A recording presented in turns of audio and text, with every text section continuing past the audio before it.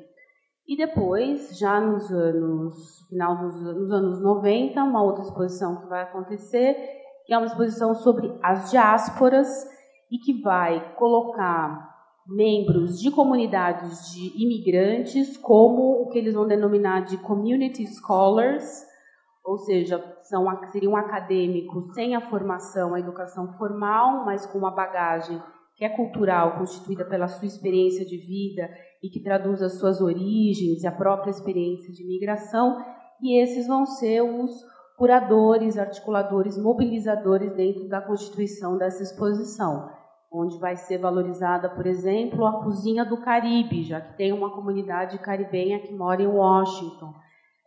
Outros aspectos, por exemplo, como a dança de determinados grupos da Nigéria, que também é um outro grupo que constitui ali uma população interessante. Então, Bermuda, Nigéria, enfim.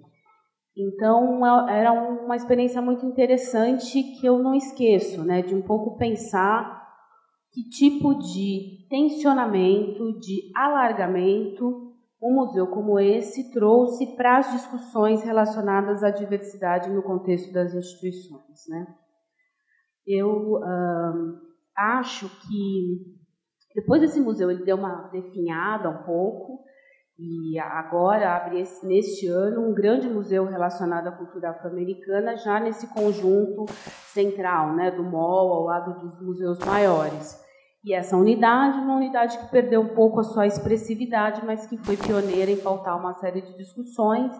No período em que eu estava lá, eu achava muito impressionante o fato da equipe ser uma equipe toda negra, né, de historiadores, né, curadores, antropólogos, artistas associados também, relacionados todos a essa instituição, né, numa cidade que é uma cidade marcada por essa presença, né. Então, estou trazendo um pouco esse exemplo, porque essa é uma discussão que aqui no Brasil, eu não sei se ela é nova, mas ela talvez se dê de um modo um pouco desarticulado, talvez um pouco disperso e talvez até acho que isso é produto também do modo como a gente discute relações raciais no Brasil, né?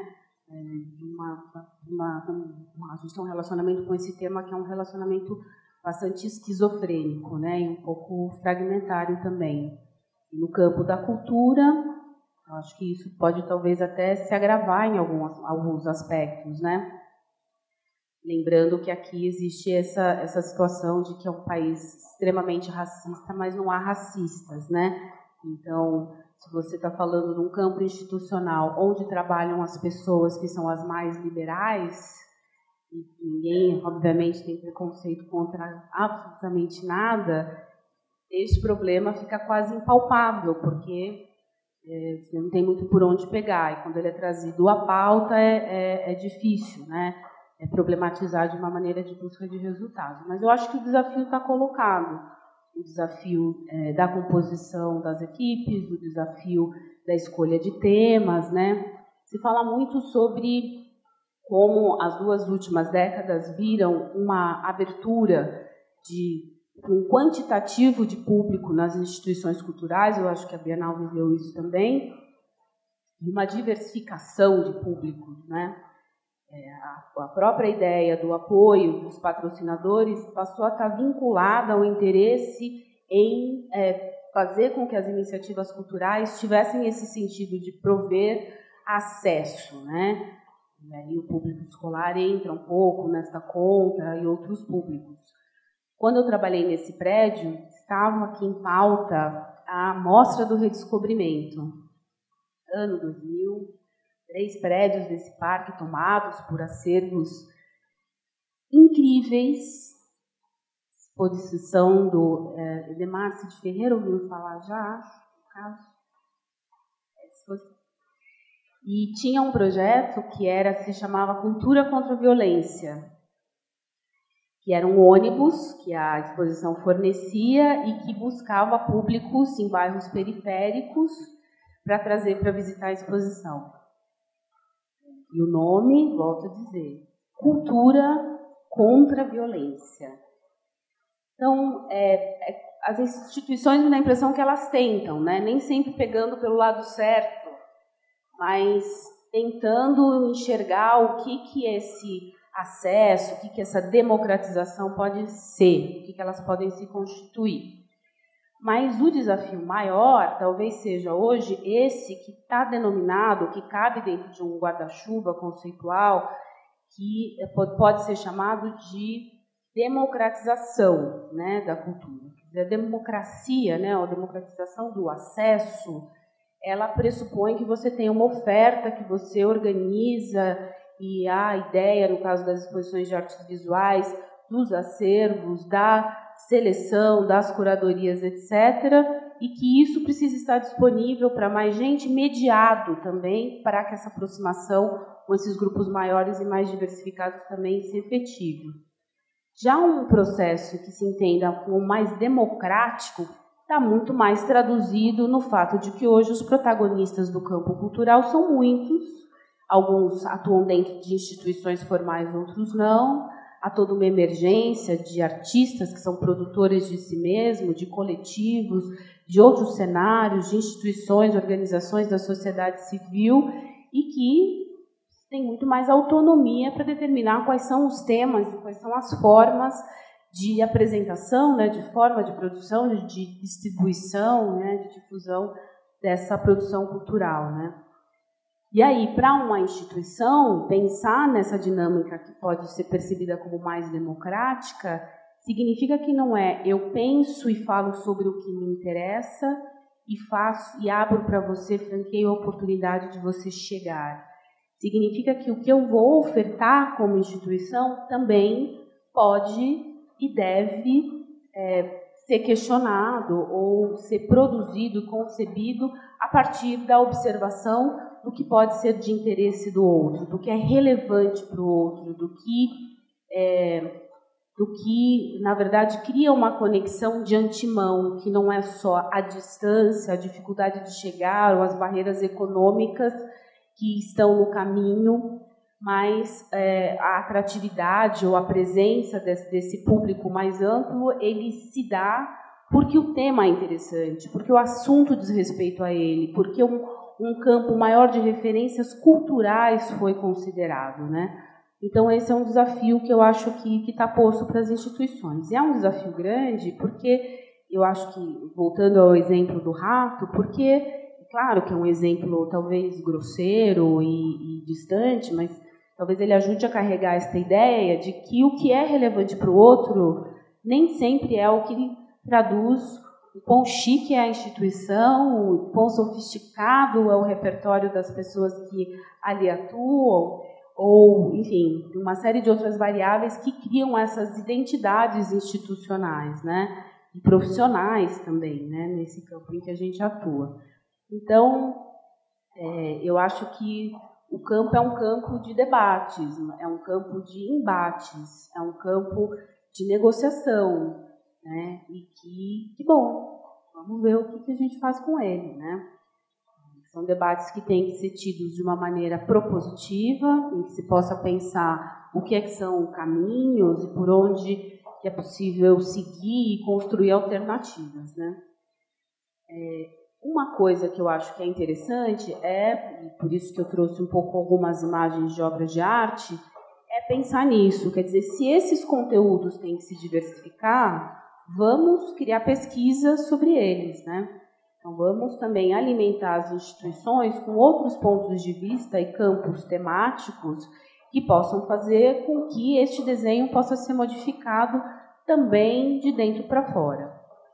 Então, eu fiz uma pesquisa de mestrado sobre uma pintura do século XIX do Museu Paulista, que se chama Baiana, de doutorado sobre uma pintura, que é uma figura, vocês devem conhecer, é uma figura de mulher negra com inúmeros colares de contas de ouro no pescoço, que é uma uma mulher, ao meu ver, muito vinculada a religiões de origem africana, uma mulher de posses, que vivia no interior, no recôncavo baiano, né?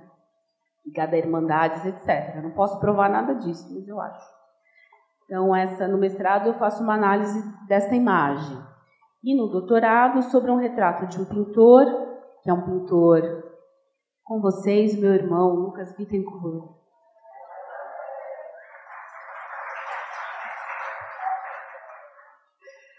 Artista. Bem caçula.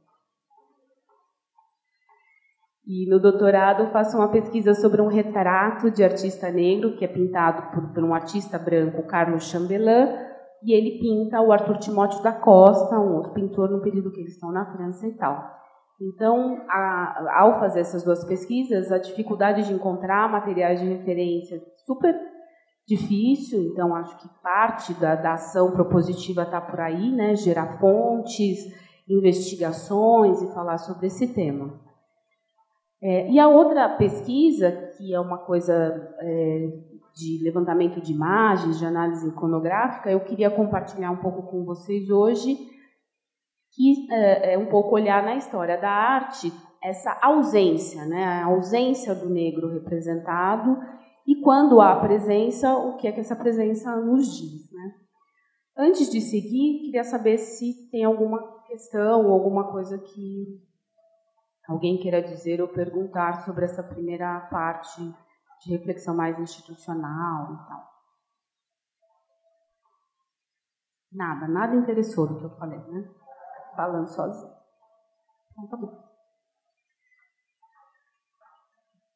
Bom, essa é uma imagem que eu trouxe só para a gente pedir licença, né? Eu não vou olhar arte necessariamente produzida por africanos ou afrodescendentes, né? Mas trouxe essa imagem só para a gente lembrar que, apesar da gente ter todo um universo de arte africana com outros parâmetros estéticos que não são ocidentais, a beleza dessa produção é absolutamente infinita.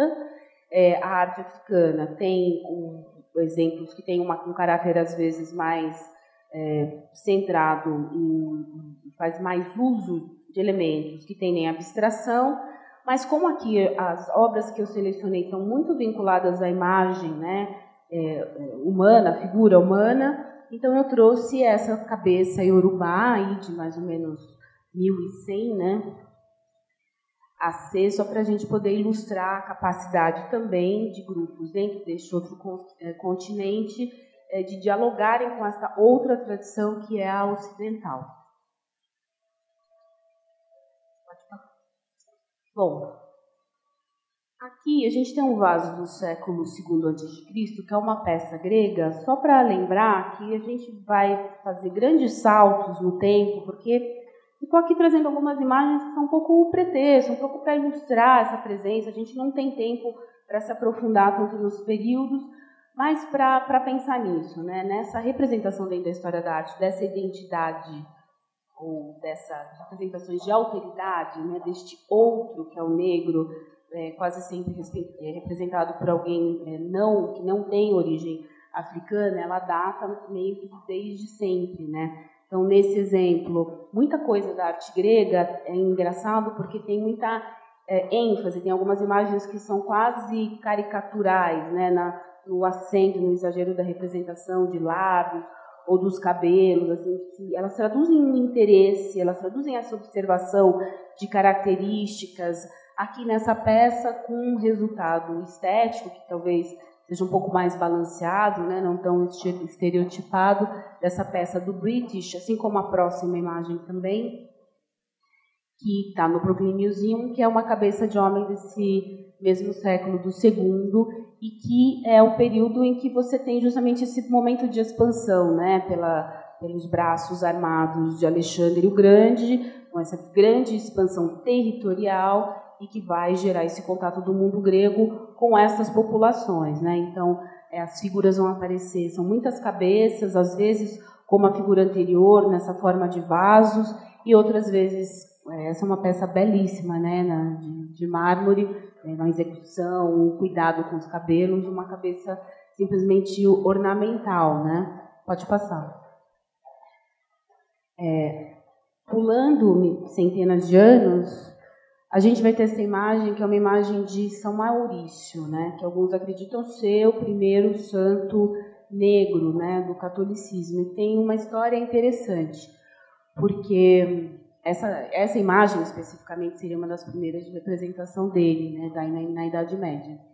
O São Maurício ele seria aquela figura que é um soldado tebano, né, nascido no Egito, e que vai, durante um combate no território que hoje é a França, ele e sua tropa demandados a atacarem justamente os oponentes, que seriam cristãos, e a lenda diz que ele se recusa, pode passar a próxima, se recusa a fazer isso, porque ele diz, não mataremos, não atacaremos estes que, como nós, acreditam também neste Deus, etc., e aí a ameaça que recai sobre o grupo é, se vocês não atacarem, nós mataremos um de vocês. E matam. No dia seguinte, se vocês não atacarem, mataremos mais um de vocês. E aí essa tropa é completamente exterminada e ele entra para esse panteão dos santos. O nome Maurício está relacionado ao termo Mouro, né?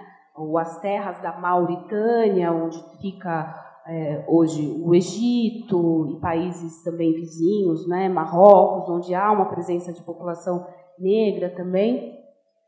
Vai ser um santo vinculado às elites, é o santo padroeiro, né? O que guarda o Império, o Sagrado Império Romano. Então, é uma figura interessante que vai ser representada muitas vezes com essa armadura, com requintes de sofisticação. Aqui ele está conversando com São Erasmo. Pode passar, por favor. E vai ser uma presença nesse período dentro da arte, como é também a Rainha de Sabá, que é essa mulher incrível, né, que está lá ali morando no que...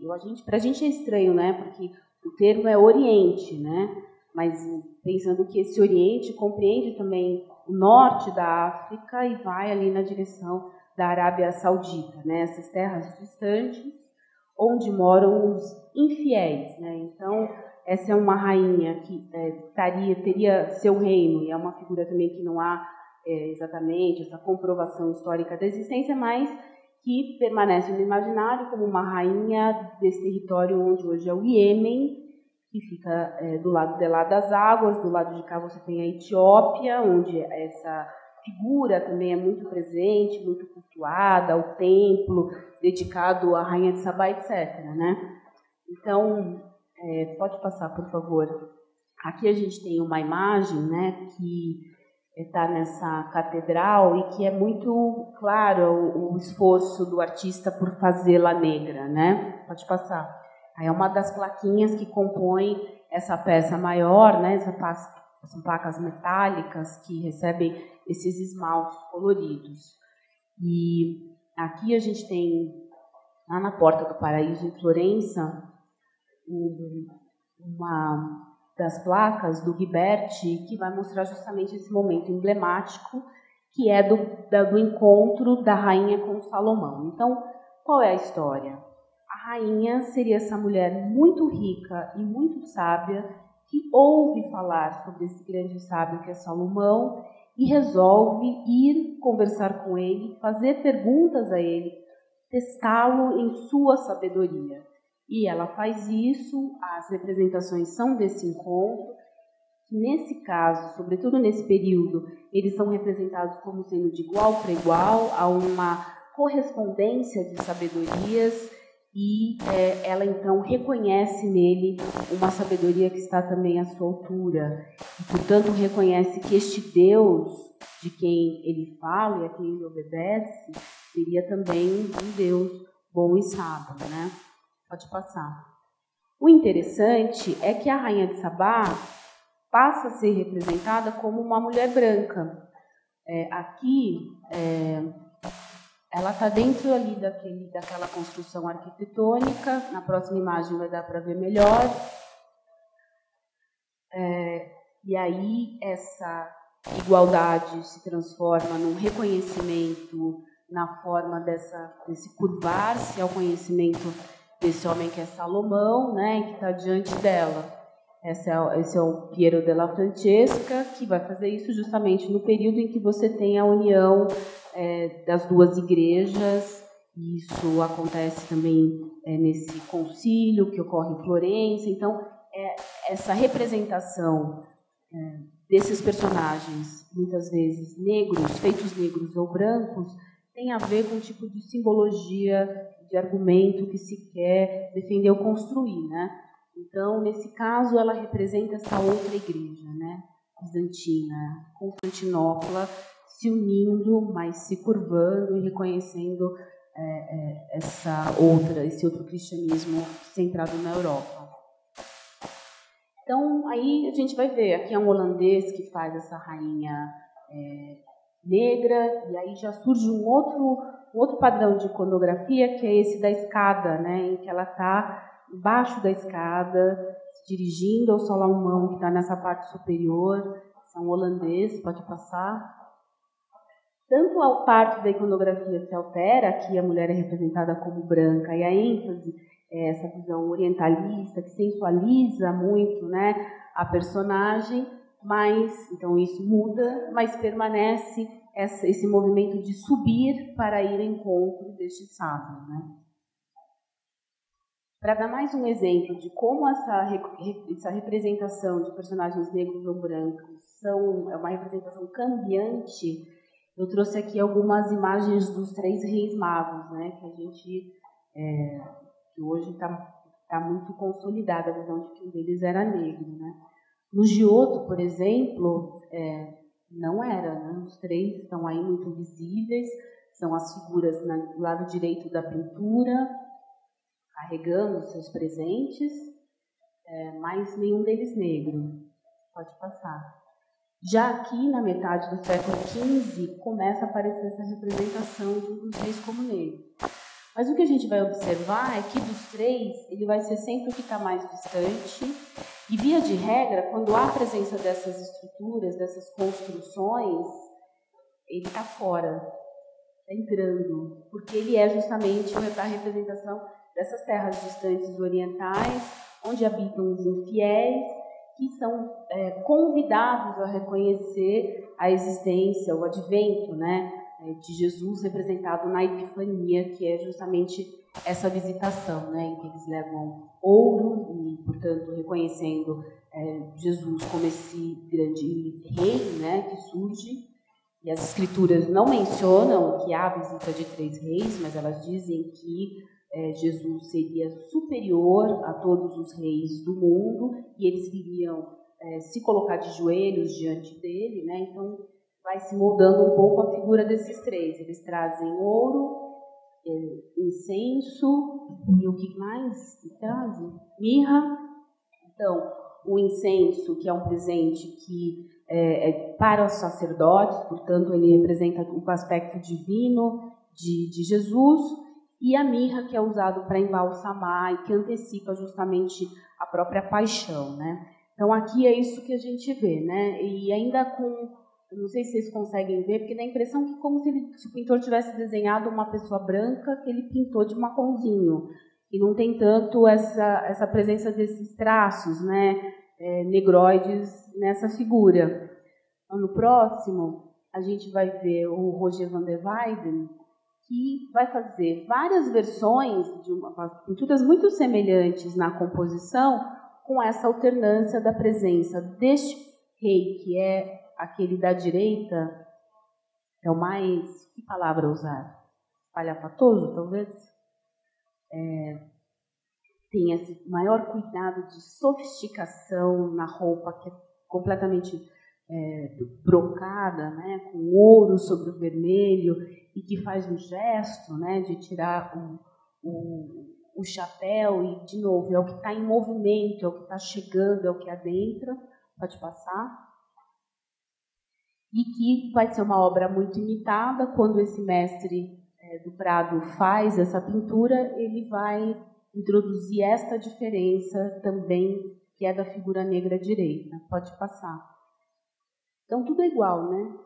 Os arcos, o telhado, a construção, a escolha das cores para as roupas, os adereços, mas com essa diferença. Então, estou trazendo isso para mostrar essa intencionalidade, essa identidade do negro na história da arte é, como tudo, né, uma construção, né? Uma construção localizada no tempo, localizada no espaço, impregnada de política também, como aqui, né, uma política da religião, né, do reconhecimento e aproximação desses territórios. Aqui mais um exemplo, né, do Memling, que vai fazer também essa representação, né? Pode passar. O Mantenha faz isso também, e ele acrescenta um outro dado, né? Porque os três, eu não posso sair daqui, não é isso? Tem que ficar aqui no caso. Posso sair daqui? Então, os três que ele vai representar, né? Ele vai fazer também representando as três idades do homem, né? Pensando justamente nessa passagem no tempo, na mortalidade, mas ele faz com que eles sejam acompanhados desse cortejo. Então, não tem cavalos, né? Tem camelos, essa vinda em lugar distante, etc. Pode passar. E esse eu acho que é o meu favorito, que é o Bosch. Esse pintor absolutamente louco, que vai... Está fora de foco, né? Não sei se é a minha imagem, acho que não. Mas passando a próxima, a gente vai ver melhor essa figura, que é, eu acho, uma das figuras mais lindas, individuais, da história da arte do planeta, que é esse rei, todo trajado nessa túnica estupenda, branca, e que o pintor vai acrescentar alguns elementos de leitura muito interessante, né? Ele segura essa orbe sobre a qual tem um pássaro dourado que bica uma frutinha, né? Que é um pouco uma referência ao relacionamento do homem com o mundo dos sentidos e dos prazeres. E vai botar nesse barrado embaixo essas figuras que são umas árpias, né, com corpo de pássaro e cabeça de gente, que é uma alusão à natureza animal do homem. Coisas que o homem precisa vencer nesse caminho, que seria da espiritualidade, né, ao render-se justamente a essa luz e ao que representa essa figura de Jesus. Interessante que o pintor tenha escolhido colocar esses elementos sobre a figura negra, justamente, né? Então, vale a pena a gente pensar por que da escolha. Ele tem esse brinco e ele tem essa gola, uma coisa. Pode passar. Então, essa ideia do exótico, do distante e da presença das figuras negras nessas imagens orientalizantes, né, orientais também, no século XIX, isso vai ser uma coisa muito forte. Essa é uma pintura que imagino que vocês conheçam, né? Que é a Morte de Sardanapalus, que é justamente o folgado que está deitado na parte superior esquerda para vocês da pintura, e que é este rei que, quando vê que o seu reino está sendo invadido, resolve não permitir que seus inimigos desfrutem de nada que é seu, inclusive suas mulheres, que ele manda matar seus cavalos, manda, enfim, algumas mulheres também se matam, não é uma coisa. Pode passar. Então, aqui, mesmo perdendo um pouco da qualidade da cor, só para a gente conseguir ver essas duas figuras, a serva, a escrava negra que se mata, e o homem negro de força imensa, né, presença muscular, né, musculosa, que está matando com uma adaga o cavalo preferido do rei, né? Então, eu acho aqui que tem uma coisa que é também muito exemplar e que a gente vai ver com frequência, que é a presença da negra como aquela que atende e serve no contexto dos haréns, etc., e essa presença do negro como este corpo que é um corpo, de certo modo, muito forte, de certo modo ameaçador, mas que está colocado em defesa de alguém, né? Pode passar. Então, uma das figuras onde esse padrão masculino de representação vai aparecer é na representação do Bathsheba Zoop. Às vezes ele aparece com um fenótipo que é mais árabe e às vezes negro, que são essas tropas, né, o Bashir Bazouk, que são esses soldados de tropas mercenárias, portanto independentes, que atuavam no Oriente Médio, às vezes a serviço de forças colonizadoras, enfim, um lampião praticamente, né? São sempre armados, portando um conjunto de facas finamente adornadas. Esse chapéu alto é uma das marcas, né, de identidade de representação. E o Gérôme vai ser esse pintor francês que vai pegar essa imagem para repetir muito, né? Pode passar. Ideia desse observador na França, tendo acesso a esse universo, que é esse universo do mundo árabe, né? Nessas cenas, pode passar, né? Do Café no Cairo, ou mais fantasiosamente estruturadas e sofisticadas em estúdio, como essa construção que o Gérôme vai fazer desse Bashir Bazouk. Pode passar. Então, é isso. O homem como algo, primeiro, ele nunca tem nome, né? Nunca tem nome. Então, é uma figura representativa de uma região, quase um pouco um estereótipo, com as características de vestimenta local, com essa marca um pouco do que é primitivo, do que é selvagem, do que é forte, e que, a meu ver, é uma das construções sobre a identidade masculina negra que permanecem nos nossos dias, né, com uma grande presença. Pode passar. Não vejo diferença. Acho bem parecido. Acho que até para contratar, né, seguranças, assim, é um pouco como se fosse uma identidade necessária, quase, né? Esse guardião, ele é mais forte, tem uma violência possível ou iminente, né? E aí a gente tem que pensar onde essa imagem não se encaixa, né? Em todos os processos seletivos, os indivíduos, então, não passariam, né? Pode passar. E a presença feminina, nessa visão orientalista, vai ser essa mulher que nunca é o foco central da representação, né? Aqui, nessas duas versões que o Delacroix vai fazer de Mulheres de Argel, ela nos desvela a cena, né? Porque ela é uma figura ali acessória, a serviço desse universo secreto, feminino, sensual. A gente pode quase sentir o aroma desses incensos, né? Esses espaços vetados, a presença masculina, apenas homens das famílias podem ver, e, enfim. E esse pintor tem acesso a isso e adota também esse código dessa mulher, né? Como uma intermediária desses mundos, né? Alguém que habita, mas habita para servir, né? E havia mesmo, de fato, essa presença dessas mulheres servas sudanesas, né, trabalhando no Marrocos, na Argélia, né, ou nascidas também no lugar. O que vai ser interessante é observar como nessas cenas dessa convivência feminina, essas mulheres vão fazer um papel também quase como se elas fossem o oposto das mulheres brancas, e se elas estivessem presentes dentro da pintura para chamar a atenção para a brancura dessas mulheres, para a beleza dessas mulheres, para o status dessas mulheres, né? Como aqui nessa cena de casa, né? de banho, nessa piscina, que é também do Gérôme, né? Pode passar. Então, sempre isso. E essa carga erótica que as pinturas vão ter, quer dizer, essa liberdade que o observador tem para ver esses nus, porque eles são completamente legitimados porque é lá longe, né? Porque nesse lugar é quase fantasioso, e onde o próprio toque dos corpos, que essas mulheres negras vão ser apresentadas como essas auxiliares, né, de toalete, ajuda a acentuar esse caráter erótico, né?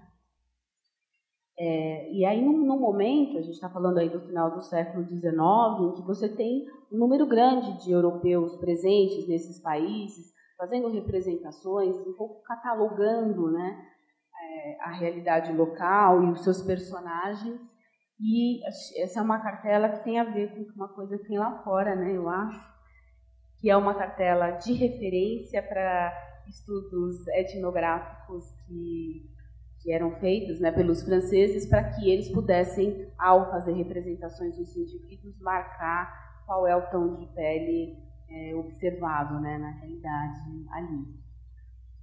Pode falar. Então, essa é uma imagem que eu acho bem interessante, quer dizer, né, nessa dualidade, né, dessas figuras que vão ser um pouco complementares, essa mulher negra que está na sombra do espelho, né, e dá suporte para que a outra se veja, ao mesmo tempo em que ela se anula, né, se curva, e o seu rosto deixa de ser visto, né, no desenho que é criado por esse artista, que é um Boulignon, né, a toalete da Odalisca. Pode passar. Tá muito rápido, gente? Tá bom assim? E o Chaucerriot vai fazer uma coisa que é hedionda, né? Grande pintor, importantíssimo no final do século, da metade, né, na verdade, do século XIX, e que vai fazer essas três mulheres, né? Uma é essa Vênus, né, que se apresenta também nessa situação de toalete, assistida por outras duas. Uma que parece da direita ser mais velha e que mexe, né, ali um pouco nos pertences, mas já tem a pele um pouco mais escura do que da mulher que está na posição central, e a negra que não tem rosto, né? É uma figura que é uma presença, né? Quase uma figura um pouco assustadora, você vislumbra um pouco os olhos, e ela olha assim meio de esguelha para o observador, né? E é a que leva o pano justamente para secar a figura central. Então, não é no 19 que essa relação hierárquica se estabelece dentro da pintura, né? Dessa presença. A gente vai pensar um exemplo, né? Tem outros tantos, do Tiziano, que vai trazer aquela história da Diana e do Acteon, né? Que é aquele caçador que surpreende Vênus no banho e que vai ser, então, transformado num servo, né? Então, quando a Diana leva o susto, que ele chega e se aproxima e ela puxa um pano para cobrir-se, né, ali no lado direito, a gente sabe que é Diana, que tem a luazinha na cabeça, tem esta mulher, né, que está ali e que o corpo dela cria uma espécie de moldura para o corpo da Vênus, né, da mulher branca. A roupa dela ecoa justamente o desenho da lua que tem sobre a cabeça. Então é quase como se ela não fosse uma figura em si, né? Ela é parte da outra figura, né? Ela ajuda a defini-la no seu desenho plástico, na composição da obra e para sua identidade também, né? Melhorou? Melhorou? Sim. Gente, eu fiz essa opção de trazer muita coisa, mas a gente pode se deter em algo que vocês acharem mais interessante. Eu achei que valia a pena uma panorâmica, né? Mas vou obedecer à sinalização de vocês. Pode passar. Quer dizer, vejam, é uma linha reta, né? Do Tiziano, passando por essas representações orientalistas até a Olímpia do Manet, essa relação dual, ela permanece, né?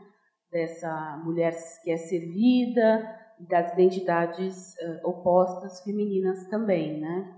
Com o acento do gato, né? Que também traz essa ideia do primitivo, do carnal, do sexual, né? Como a mulher negra também funciona como um atributo de sexualidade, muitas vezes nessas composições, né? Aqui um exemplo fotográfico, né? Então, esses dois corpos nus que se entrelaçam um pouco, mas a mulher branca, emoldurada por esse véu que se oferece, se dirige ao observador, enquanto a negra com esse olhar, que é um olhar um pouco alienado, né? E que não se engaja como sujeito e personagem com quem observa a cena. Esse eu trouxe porque é o Larry Rivers que vai fazer justamente a desconstrução, né, dessas cenas, que é um pintor não negro, americano, e que ele diz, o nome da obra é Eu Gosto da Olímpia de Rosto Negro, e faz uma sobreposição de camadas e de elementos nessa instalação, invertendo a cor de pele das personagens. Bom, aí a gente tem o retrato de negra, que é uma das imagens mais emblemáticas de representação negra feminina, né, da história da arte, que é de uma pintora, mulher, a Marie-Guillemine Benoit, feita em 1800. É uma aluna do David.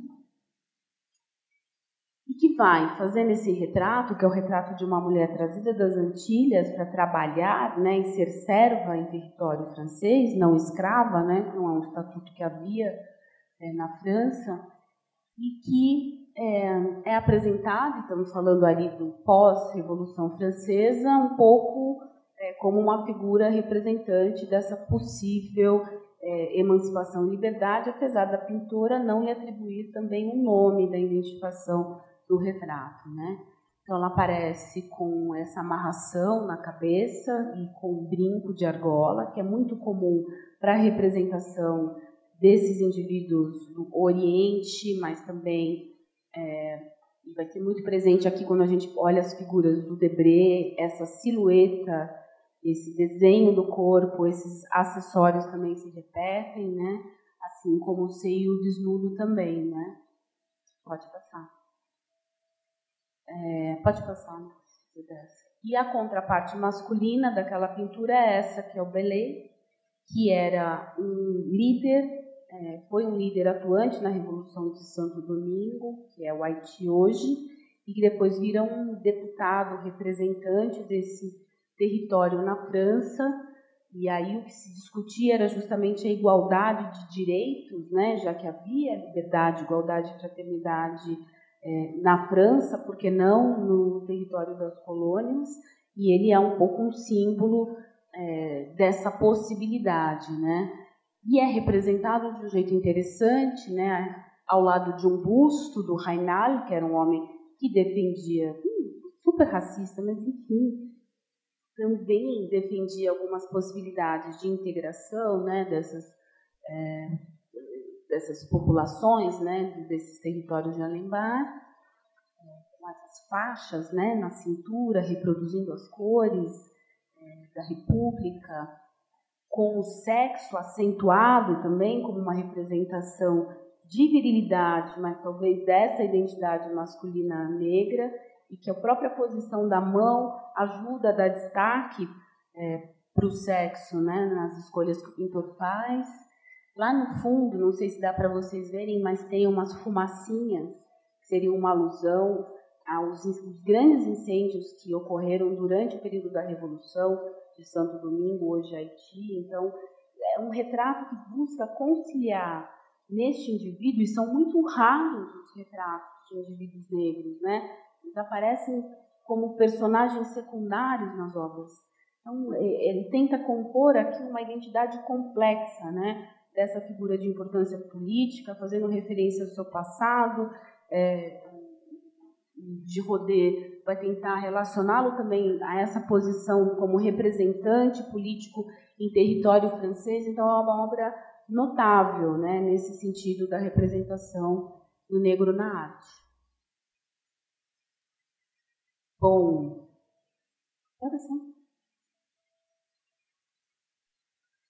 vocês querem que eu pare de falar um pouco? Posso seguir? Como eu disse, eu vou misturar muitas coisas, né? Eu dei esse conteúdo num curso, né, que foi feito no Maria Antônia, com um conjunto grande de aulas, e aqui eu estou tentando fazer um compacto. Por que eu trouxe aqui? Pode passar o Heitor dos Prazeres, né? Porque essa passagem, né, a gente estava falando lá do século XIX, depois eu pulei um pouco para essas imagens da passagem do 18 para o 19, porque eu não queria fazer uma apresentação neste curso que era cronológica, né? Agora, então, a gente está juntando coisas que estavam em aulas diferentes. Mas essa passagem do século XIX para o século XX, ela também resulta de a gente observa fenômenos de urbanização, né?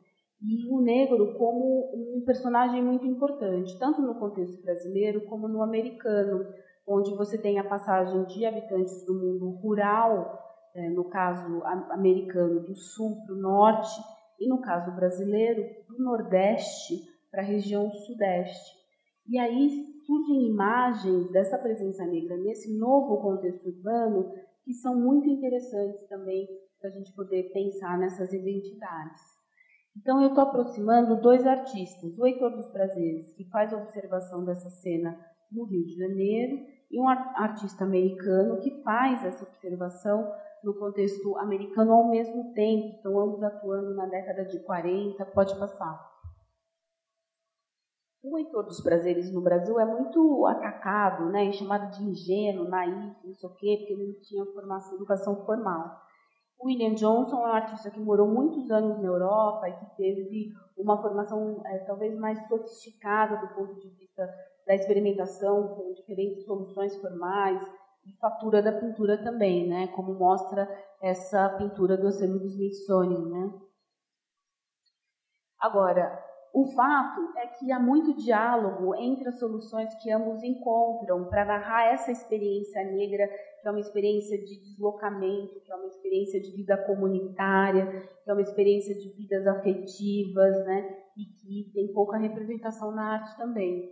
Então, a imagem da esquerda é o Heitor dos Prazeres, falando dessa vida que é a vida na roça, dos seus instrumentos, do pé no chão, dos animais que auxiliam no trabalho, né, e que cria essa composição em camadas, né, para estabelecer a profundidade. E à direita, o mesmo tipo de olhar e de sensibilidade adotado pelo William Johnson, né? Também uma atenção ao tipo de roupa, de chapéu e de cenário, né? Pode passar. Ambos saem dos seus contextos de origem para contextos urbanos e vão mostrar uma vida negra que é uma vida, de certo modo, marginal, né? A vida negra do Harlem ou a vida negra dos morros cariocas, onde, nesse momento, está aí florescendo o samba, né?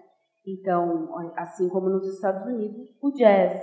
Então, esses dois pintores negros dando testemunho em primeira pessoa, justamente dessas emergências de formas estéticas e culturais, que não surgem soltas, surgem num cenário que é de convivência entre pessoas, né? Que tem personagens específicos, onde há modos de vestir-se, modos de falar, de dançar, que também são específicos e gerados ali, né? Então, as novas roupas que são adotadas por esses migrantes, né? Os sapatinhos bicolores que o Heitor dos Prazeres vai colocar desses personagens, né? Essas bocas meio abertas, que você quase escuta a voz, né, de quem está cantando, e que o William Johnson vai representar a seu modo também. O jeito de dançar, né, e corpos em relacionamento, né, corpos, indivíduos em relacionamento por meio dos seus corpos, né, no Malandros, do Heitor dos Prazeres, e também no Jitterbugs, que é meio um tipo de swing, né, no modo de dançar dos negros americanos, né.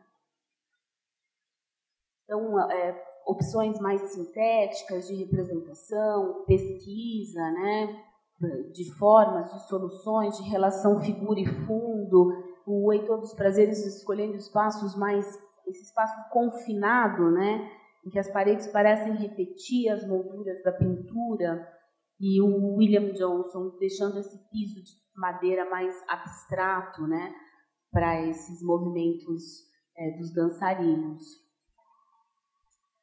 Então, eu trouxe esses dois porque eu acho que eles são antecedentes dessa possibilidade de produção aqui, moderna, contemporânea, em primeira pessoa de artistas negros, né? Tem uma série de outros exemplos. Eu pulei o modernismo porque eu tenho preguiça um pouco. E acho que no contemporâneo tem aí uma produção que é muito estimulante, que é muito interessante, e achei que aqui, o diálogo com a produção dos artistas que vocês vão receber, talvez possa interessar mais, né? Alguém conhece o trabalho da Rosana Paulino? Pode passar. Quem conhece este? Quem quer falar sobre? Vocês são mediadores, né? Que eu ouvi falar. Ah, os educadores. Fala. O trabalho de vocês é falar. Alguém?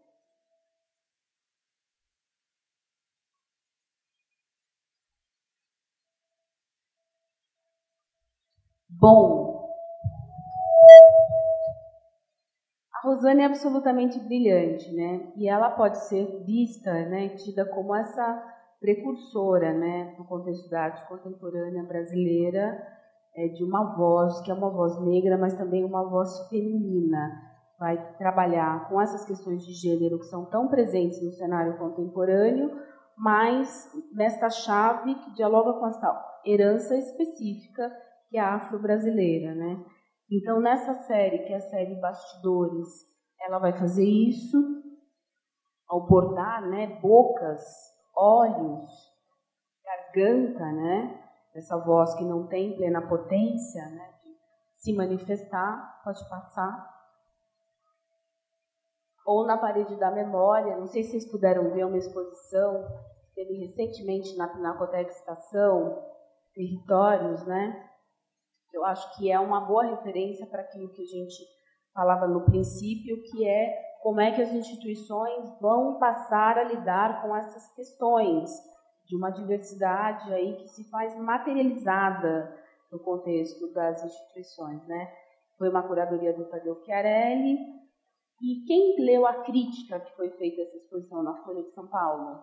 Alguém? Ah, por favor, procurem, que foi muito interessante. Eu tive acesso a alguns textos de revistas de circulação menor, mas a grande crítica mainstream foi um texto que foi publicado pela Folha de São Paulo e que dizia ser um absurdo um museu achar que poderia pensar que um pretexto curatorial pudesse ser a origem africana dos artistas. Isso não justificava a realização de uma exposição. Que era... Por quê? Porque eles são artistas afrodescendentes, então isso faz com que as suas produções se pareçam. Se não se parecem, este não é o grande dado de identidade. Era uma crítica que ia um pouco por aí, né? E que eu achei muito interessante, porque não houve nenhuma crítica que dissesse assim, finalmente. Não houve nenhuma crítica que dissesse, puxa, que prazer poder ver esses artistas de gerações diferentes reunidos, né? A beleza da obra do Emanuel Araújo, o frescor da obra do Jaime Laureano, a força da obra da Rosana Paulino, enfim. E me chamou muita atenção também, porque eu acho que a curadoria recorte, né, e os museus e as instituições trabalham com os mais variados recortes. E eu não vejo essa crítica surgir. Dou exemplos. A Pinacoteca do Estado fez, em 2015, uma exposição sobre mulheres artistas. Não fez? Não escutei um pio. Ninguém criticou.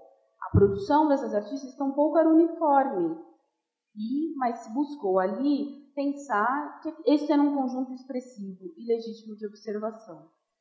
Daria outros exemplos. Nós temos em São Paulo um museu que eu amo de paixão, que é o Museu Lazer Segall, dedicado a um trabalho de um artista, mas que no contexto das suas exposições de curta duração traz há décadas para o diálogo com a obra de Lazer Segall outros artistas de origem judaica, o que me parece interessante. Nunca vi ninguém criticar. Outra instituição que trabalha com foco contemporâneo, né, ao contrário do Lazer Segall, que tem mais na arte moderna, é o Instituto Tomiotaki, que já trouxe os mais diferentes artistas japoneses, não é? Alguém leu alguma coisa negativa sobre isso? Jamais. Então me surpreende, me choca e me deixa uma pergunta: por que é um problema a simples abordagem de artistas negros, afrodescendentes, chame como quiser, do acervo de um museu que tem uma história de relacionamento com esse perfil, com esse recorte específico? Emanuel Araújo desenvolveu uma política dentro desse museu que gerou a aquisição de muitos desses artistas.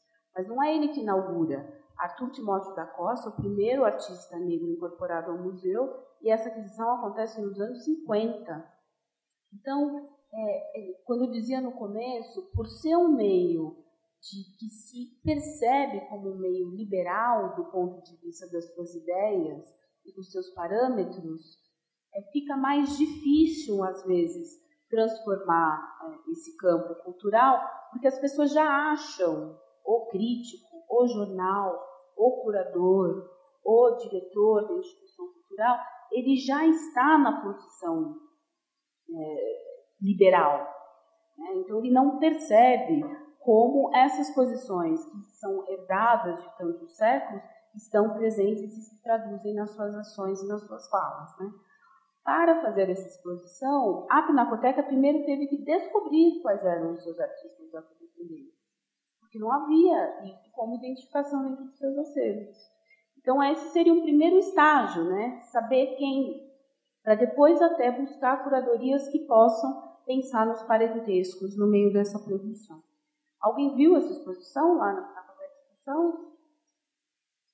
Estava no meu, achei bárbaro, estava no dia da abertura, então a emoção dos artistas contemporâneos negros presentes, vendo sua obra exposta com aquela dignidade naquele espaço tão lindo, foi bem emocionante, foi muito bonito. E Rosana era uma dessas pessoas, né? Pode passar. Esse trabalho é um trabalho que é da Rosana também, que é o assentamento, né? E ele parte, se você puder adiantar, eu acho que duas, dessa fotografia, né, dessa série de fotografias do Stahl, que vai fazer essa catalogação desses espécimes, né?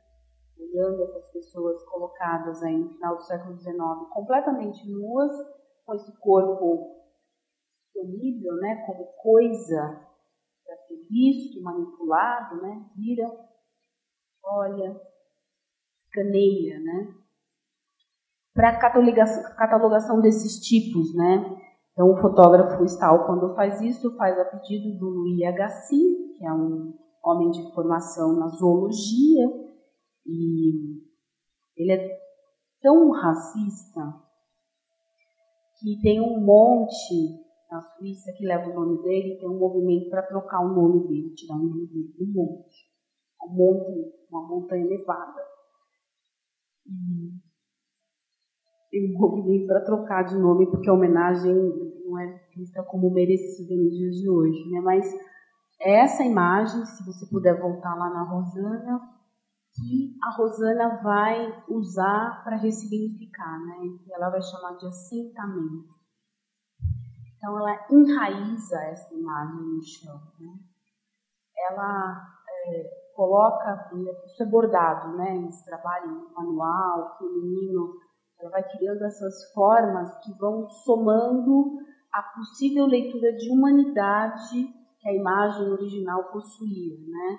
Esse bebezinho que ela coloca na barriga, esse coração que parece também que está sangrando, mas um tipo de reparo histórico que não ignora essa fragmentação, né? Essa identidade que é cindida desde o início da produção dessa imagem e que isso a história não recupera e não conserta e não repara, né? Pode passar. Aqui ainda ela coloca, volta só uma, por favor, na sala onde está a instalação, esses monitores de vídeo que tem imagens de mar, né? Para lembrar a travessia também que esses corpos, esses indivíduos, essas pessoas atravessaram. É o mesmo fotógrafo que faz esta imagem, né? Do Stahl. Ele faz uma série de retratos. E para quem está aí na vida, pensando, puxa, tenho vontade de estar fazendo um mestrado, por exemplo, doutorado, é uma cena incrível que fica na Peabody, que eu acho que alguém tem que ir lá e trazer exposições para mostrar aqui, fazer pesquisas sobre essas imagens, porque elas são muito tocantes. E elas são um pouco um testemunho. Claro que aqui não é a série que ele faz parceria com o Agassiz, que é o zoólogo, mas de como essa humanidade, né, do indivíduo, ela é algo inalienável, né, e que transparece, né, quando as imagens são produzidas, mesmo nessa forma de retratos involuntários, né. Pode passar. Quem conhece a Carrie Mae Weems? É uma artista americana negra que eu acho que tem um tipo de poética que dialoga com a produção da Rosana Paulino. Pode passar. Depois eu deixo para vocês se quiser. E ela também vai pegar esses daguerreótipos, essas imagens que estão relacionadas à produção do OHCIS, de outros cientistas na época que querem provar a inferioridade do negro com apoio nas imagens, vai sobrepor essas camadas vermelhas e frases, né? Um tipo negroide. Então não é um indivíduo, não é uma pessoa. Isso é um homem conhecido, sabe onde ele morava, como ele chamava, pai de quem, né? Mas ela vai colocar um tipo negroide, né? Como ele era apresentado. Ao descender do trono, você se tornou um soldado de tropa e um cozinheiro, né? Então ela vai tentar amarrar essas imagens em outras possibilidades de leitura, né? E de identidade. Essa série se chama Daqui Eu Vi o que Aconteceu e Chorei, né? Que é uma série dos anos 90. Então, eu quis trazer também porque eu acho que tem uma história da arte contemporânea negra e que talvez algumas obras ajudem a pensar uma produção mais recente, né?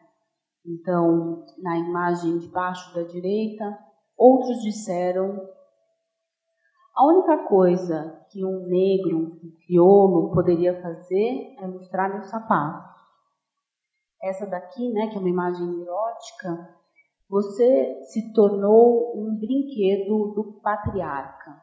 E em cima, alguns disseram que você era a imagem cuspida do demônio. Ela vai colocar essas frases, né, que tem uma carga simbólica bastante acentuada também. E quando ela junta essas imagens, é como se elas fossem, né, as frases e as imagens se compõem como palavras numa frase, né? E aqui não dava para mostrar tudo, mas no começo aqui da parede teria uma imagem como aquela branca e preta do final, né? Como se fosse uma pontuação ou aspas, delimitando esses campos de significação da combinação, né, nesse jogo, né, de palavras e imagens transformadas, né? A Carrie May também vai fazer uma coisa que talvez seja o campo mais difícil dessa representação do negro na arte, que é esse campo onde cabe a vida íntima, esse campo onde cabem os afetos, onde cabem os relacionamentos, né? Mesmo quando a gente olha no cinema, né, não é meu campo de estudo, mas tem quem estuda isso, né? Você vai ter alguns personagens negros que é sempre o engraçado segundo, né? Na novela. Os personagens nunca têm muita vida própria, né? Eles têm uma existência em função do protagonista, né? Não tem a sua família, não tem...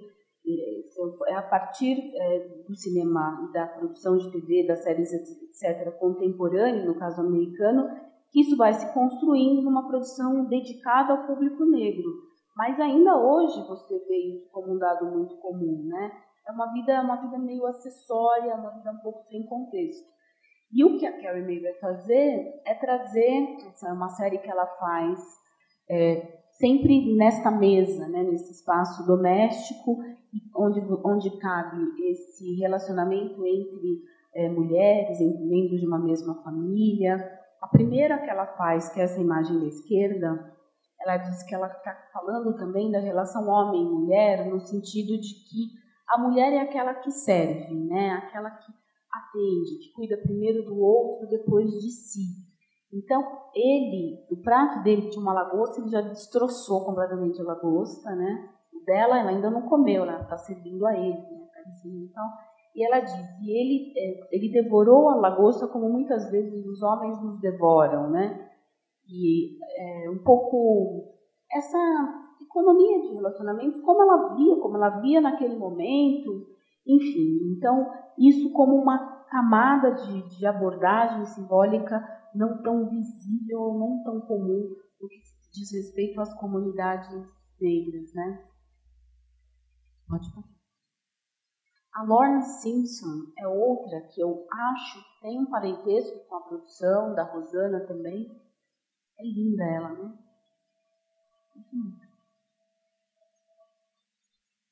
O que foi? Oh, meu Deus! Obrigada, Lucas. Pode falar. É a própria artista. É a Carrie May. Desculpa. A Lorna Simpson. Mais alguém quer falar alguma coisa? Alguém estava com a mão levantada? Eu não vi. Essa é uma imagem assim, que eu acho muito bonita. Tem essa mulher com esses 2 jarros, né, de água, um de metal e o outro de plástico, os 2 vertendo essa água. Ela começa a figura da fonte, né, que é uma figura que a gente tem, o Ano que faz, uma mulher com uma ânfora jogando água, uma figura frequente na história da arte, né, com essa roupa que faz com que ela pareça um pouco atemporal, apesar do jarro de plástico, ideia desse jorrar em múltiplas direções, talvez presente, passado, futuro, acompanhado no texto. Ela o viu desaparecer perto do rio.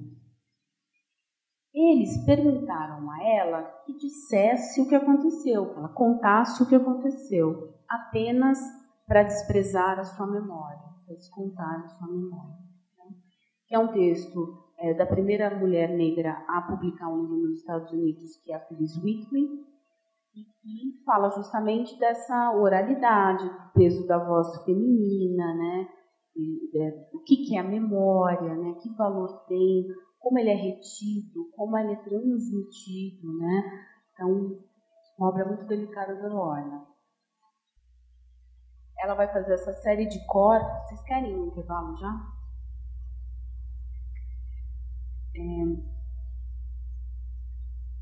Pode ser? E tem um intervalo? Termino essa e paro? Está rolando uma polêmica. Aí, nessa obra, é uma obra que ela faz a previsão do tempo, né? 5-day forecast, previsão de 5 dias, né? Não do tempo, mas previsão de 5 dias. Em cima, então, estão os dias da semana, de segunda a sexta. Embaixo desse corpo, né? De novo, com essa roupa um pouco neutra, né? Com os braços cruzados, pode ser uma resistência, um fechamento. A gente pode interpretar como quiser, né? Vai ser legal até ouvir a interpretação de vocês. Um conjunto de palavras, né? Sempre acompanhado desse começo que é o mis, né? O mis como a negação, né? Por exemplo, misinformation, né? Mal informado. Mas o mis também é o feminino, né? Mary, né? Então, o mis acompanhando descrição, informação, identificação, diagnóstico, função, transcrição, memória, eu esqueci o que é, se alguém souber me ajuda. Mal construído, mal traduzido, né? Então, esse corpo negro, que ela elimina uma camada de identificação, que seria do rosto, né? E deixa só esse corpo fechado, né? Travado de alguma maneira, sobre o qual, cotidianamente, todos esses conceitos truncados, mal definidos, se sobrepõem ou se projetam. Né? Essa identidade, que é uma identidade, dentro toda identidade é relacional, né? Depende da contraposição dos indivíduos, dos corpos, dos objetos, mas aqui, nesse reforço de que é sempre essa projeção, né? Uma projeção que também pode não ser aceita, né? Também pode não ter esse encaixe sobre o indivíduo. Assim, indica.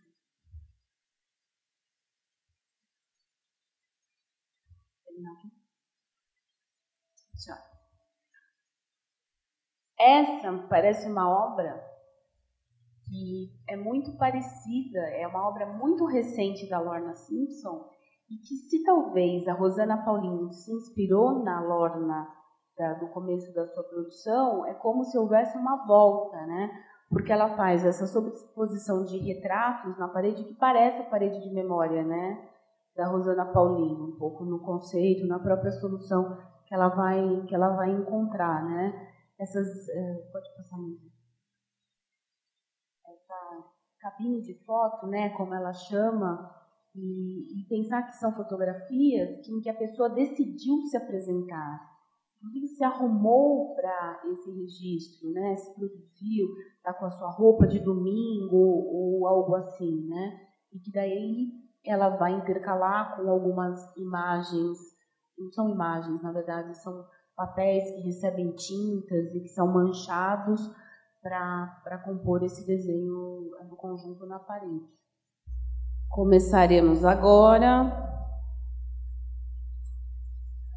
a falar sobre um artista americano que eu adoro, se chama Barclay Hendricks, e esse artista eu acho muito... Pode passar a primeira, por favor? Muito interessante. Quem já conhece Barclay Hendricks, para saber se eu falo mais, se eu falo menos? É um artista muito interessante que atua desde os anos 70 nos Estados Unidos e que hoje, em especial, está muito em alta, se a gente pensa nos mercados, em dinâmicas também de aquisições por acervos, e que vai fazer uma pintura que tem como pressuposto esta ausência do negro na arte, né, na história da arte, sobretudo nas representações individuais, os retratos, né, também. Então essa é uma obra que eu acho emblemática da produção dele, é uma obra de 72, que se chama Sir Charles, ou Willie Harris. É uma obra, presta atenção para o tamanho, é uma pintura que tem 2,13 metros de altura. Quem na história da arte é representado num retrato de 2 metros de altura, né? Quer dizer, isso está relacionado à importância que se atribui ao sujeito e como se deseja que a memória dele permaneça nessa forma de representação. E ele vai fazer esse retrato ele estudou em Yale, né, o Hendricks, e esse retrato é de um pequeno traficante que atuava ali na universidade, super malandro, pegava o dinheiro em encomenda, não entregava o produto, conhecidíssimo ali no pedaço, e é essa figura que ele escolhe para fazer esta pintura, mostrando, bem, vamos pensar que são os anos 70 nos Estados Unidos, portanto, Black Power, né, que traz junto toda uma estética, um jeito de se vestir, de falar, que traduz um momento de autoafirmação de comunidades negras nesse contexto urbano, né? Jeitos que são as gírias e que passam a ser observadas e representadas também em outros meios da cultura, como o cinema, etc., e que se relacionam com uma perspectiva de colocação política, né? De ser político, de ser negro americano. E então esses sapatos, a calça, a pose, o casaco vermelho, e que o Hendricks vai se inspirar no Van Dyck, ninguém menos do que o Van Dyck para fazer essa pintura. Ele diz que vê no acervo de um museu um casaco vermelho estupendo, ele vai buscar como referência, assim como vai buscar também essa representação tripla, né, nobre, né, de representação de monarca para se inspirar. Pode passar. É claro que tem também essa ideia, né, das 3 graças, né, que é praticamente uma mulher só, mas são 3, né, essas que estão competindo pelo amor na mitologia, né. Então é como se você pudesse dar uma visão mais completa do indivíduo. Então é um retrato que tem atributos como a escala, a atenção aos traços individuais da feição do indivíduo, a atenção ao momento histórico e cultural onde ele se insere, ao prestar atenção nas características do que ele veste, a sugestão de outros aspectos da sua identidade, porque fica aqui sugerido também um gestual que pode acompanhar este personagem, a ênfase, a necessidade de identificar esse indivíduo ao representá-lo em ângulos diferentes também, Ou seja, tudo que a história da arte, né, o que a arte ao longo da história não fez com o indivíduo negro, que era justamente essa atenção para perceber o indivíduo na sua especificidade, né? Então, essa é uma obra que ele chama Outubro se Foi, Boa Noite, que também é dos anos 70, que está no acervo da Harvard, e que ele vai fazer esse jogo, né? Vai colocar ênfase na cor da pele ao criar esses contrastes, né? Do branco, que fazem com que a roupa se misture com o fundo, né? Essa figura fica uma figura praticamente etérea e, ao mesmo tempo, a pele negra é o que traz materialidade para esse corpo, né? É o corpo de uma pessoa, do relacionamento dele, né? Então, trazendo também para a pintura isso que eu falava antes, que são relacionamentos afetivos, da experiência de convivência dentro de comunidades específicas, não é, ou entre comunidades específicas. Oi.